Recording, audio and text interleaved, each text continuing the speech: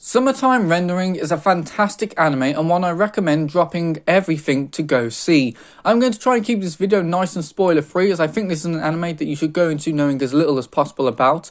I will go into more spoilery thoughts near the end of the video, as there are some things that I do want to discuss, and this is an anime where it is hard to go into details without revealing the entire plot. But first of all, what is Summertime Rendering even about?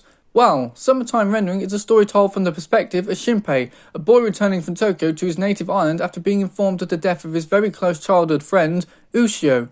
Shinpei is a great main character. He has a lot thrust onto his shoulders in this anime, but is able to deal with it effectively, and it's easy to see why the rest of the characters follow his lead in this anime. Shinpei is smart and resourceful, the very type of person you would want to try and solve the central mystery of Summertime Rendering.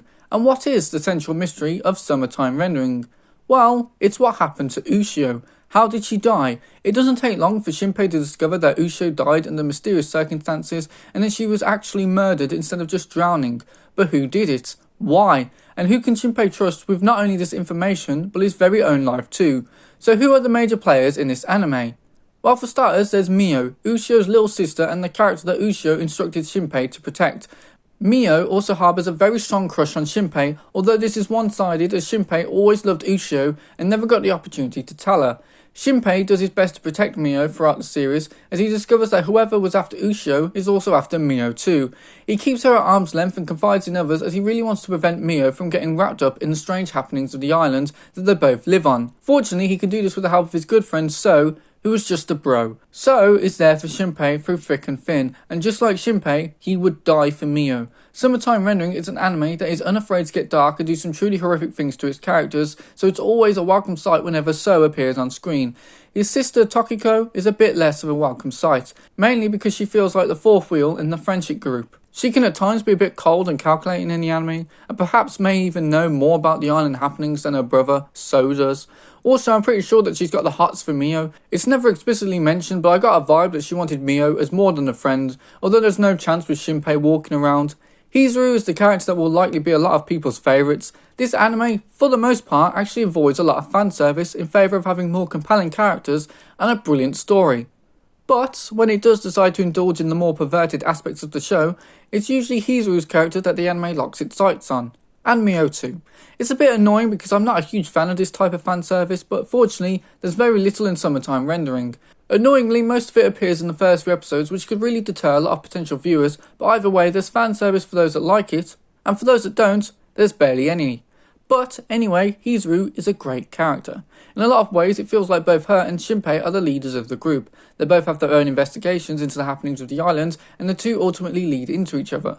Like Shinpei, Hizuru is presented as being very smart, and she's not annoying either. As smart as she is, she does listen to the others around her and takes into consideration what they are saying. She also gets to kick ass in this anime too, being the character that often gets to do all the fighting. She's a real standout character in the anime, and Shinpei was very lucky to have her in his squad.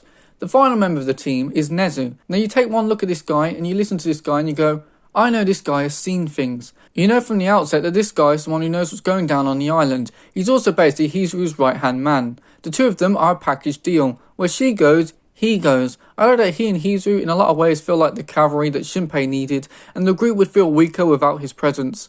There's also this cop who sporadically appears in the show. He's basically useless and he's mainly here to lighten the mood because, again, things go down in this anime. He's boisterous and loud, but he's also a massive coward.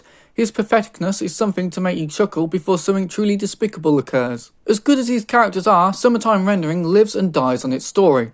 Fortunately, its story is excellent. It sets up a very compelling mystery with shocks and revelations that never feel like they were pulled out of anyone's arse. This anime is also one of the few that is somehow able to have actual tension in it. No one feels safe in this anime, and at any point they could disappear. The anime is also able to effectively switch between genres throughout its run, starting out as a murder mystery, then switching to a psychological horror, then sci-fi supernatural horror, and then straight into shonen action show. And it does it all so well.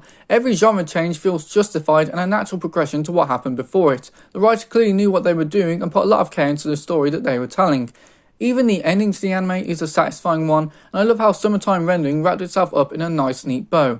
Just as good as the story, if not better, is the animation. OLM are slowly becoming a studio that I like to keep an eye on, as their latest anime offerings have been nothing short of spectacular. If you're unfamiliar with OLM, then here's a few anime that they're responsible for bringing into this world. Kame Can't Communicate, the 90s Berserk, Odd Taxi, the second season of Don't Toy With Me Miss Nagatoro, Inazuma 11, Utawari Rumonen, Utawari Rumono, and the second season of Restaurant to Another World were all animated by OLM. They also animated a very small niche anime that you've probably not heard of called Pokemon. It may have passed you by. Fun fact, Berserk was the first anime that they made after Pokemon, so they're clearly a studio that are open to making anything. Viewing their extensive library, it should come as no shock that Summertime Rendering received the anime adaptation that it deserved. I've gone on record numerous times to say that animation is not a big factor in my enjoyment of anime. For me, story and character trump everything else. But boy am I glad that OLM were the ones that got their hands on Summertime Rendering, because this anime is beautiful. Just the way that they animated Usho's hair makes her look stunning, and there are a few action sequences in this anime where things just pop off. If you're someone who can only watch anime that hit a certain animation standard, then I'll tell you right now that Summertime Rendering certainly hits that standard.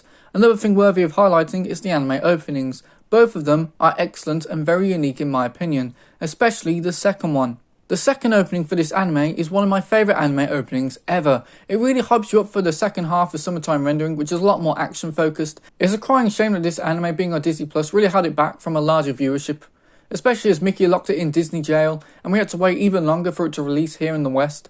Worst of all, they didn't even promote it. At least for Bleach Fells in Your Blood War, they actually did highlight that the anime had joined the site, which was nice.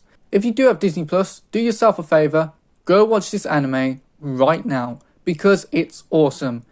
Then, once you've done that, come back to this video and come back to this point, because this is the start of the spoiler talk, and believe me, you will want to experience this anime knowing as little as humanly possible. So I'm going to begin by talking about the characters that I couldn't discuss during my spoiler-free talk portion of the video. Let's start with Usho. I love everything that this anime does with Usho. I love that she's this very headstrong and stubborn person, but she's also very kind too. She cares deeply for Shinpei and her personality is very complementary to his. What I'm saying is that both characters have great chemistry with one another, and I completely bought into their relationship. I also love all the action involving Usho, because it seems like the animators really enjoyed animating Usho. They give her potentially the prettiest hair in all of anime, and then give her some of the most badass fight scenes too. Usho was a character filled to the brim with personality, and I'm glad that they were able to find a way to incorporate a dead character into the story.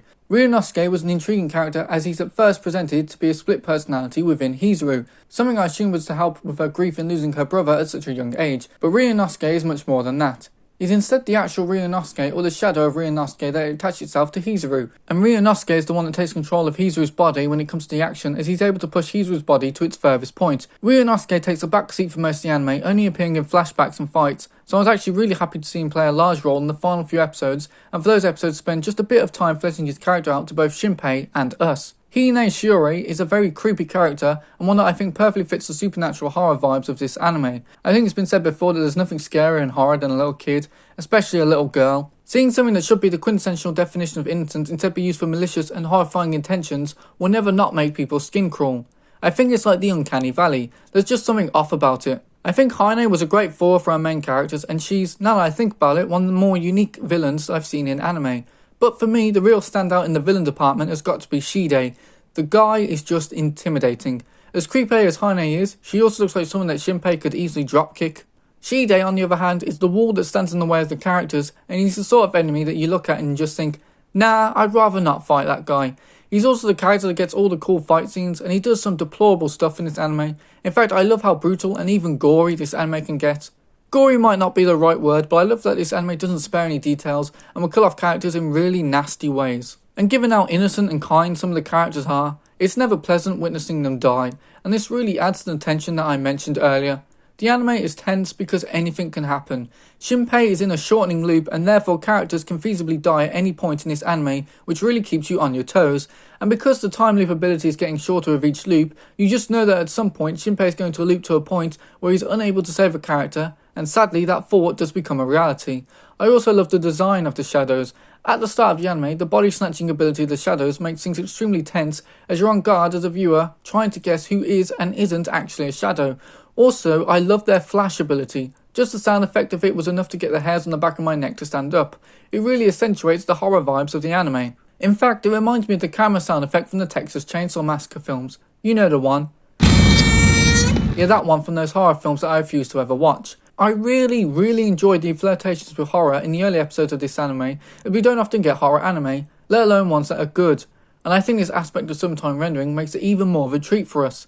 This anime had a lot of revelations, and I think all of them are fantastic except for one.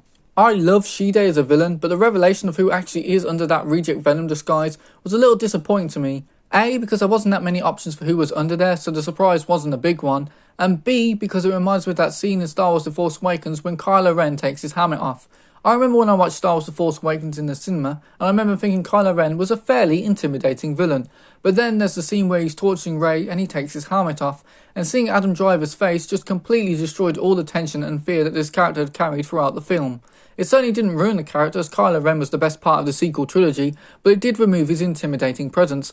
And the same thing happened with Shide to me, although to a lesser degree, as Shide went from this scary villain to this really creepy one. Although I do think some of the faces that he pulls went a little too far into silly territory and diluted a bit of the seriousness of the scene that he's in. But it's a very minor complaint, and Shide is still a phenomenal villain in my opinion. This anime also stuck the landing. I'm not really a fan of epilogue endings, but I think this anime was able to justify it by having Shinpei and Nusho regain their memories at the very end. I think this was a great decision, as the ending did run the risk of making everything the characters did and the story of Summertime Rendering feel pointless, as everything was undone in the end. But once again, the writer was smart enough to find a way around this. By far the most impressive aspect for me is how this anime juggled different genres. We begin with a murder mystery. Then we have the supernatural revelations of the shadows and the psychological horror that comes from that. We have the science fiction aspect present in Shinpei's ability to travel through time. We have the brutality and monster horror of how characters are killed in this anime.